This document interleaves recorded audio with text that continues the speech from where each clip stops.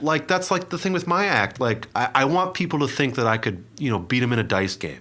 Right. Around the act. Yeah, That's my yeah. goal with my act, is that it's like this slick, weird, dangerous, but funny dude. Right. And I think it comes across that way. But it's comical too. Like, I'm aware of how funny it is sometimes. Yeah. Which, that's the thing, is because it makes it interesting and it makes you want to come back and create new songs, create new stories, and just have fun with it. Because if it was stale and you'd be like, oh, it was just something that I've done and is boring and I can't wait to dive into the next project. Yeah. Because now it's become a thing. Yeah, it's almost like writing for a different person. Yeah. Because it doesn't have to be about me. If you listen to any of my tunes, like, none of it's serious. Yeah.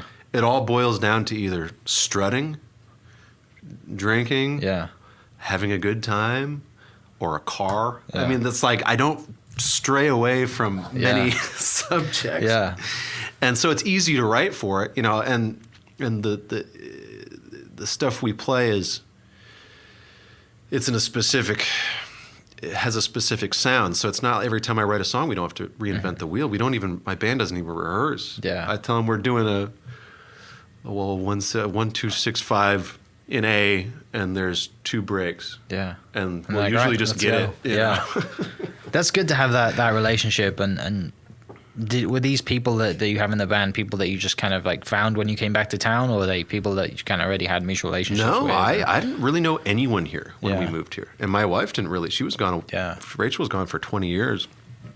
I found it was luck. The guy across the street from me, Justin Wallace, he plays in a band called the Flannels. There's a 90s cover band here, and they're great. And he started introducing me to people, and he introduced me to his drummer, who I used for one gig. It didn't work out, but his drummer was like, "Hey, I know this isn't working out, but I've got like 6 guys you can talk to." Yeah. And I'm like, "I love Oklahoma." Right. Yeah, he's not like screaming at you, throwing his sticks at you, telling you never wants to see you again. And I only use a guy with brushes and a snare drum. That's all I want, and that's a whole different.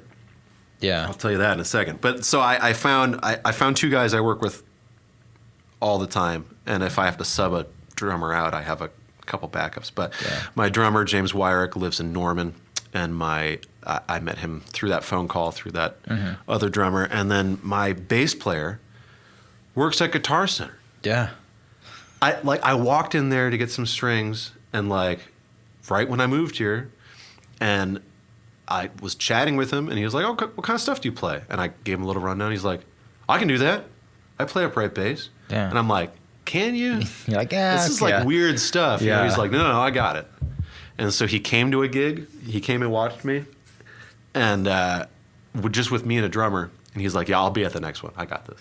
Really? And then he was just great. Yeah. And he's great personality too. Fun guy to do gigs with.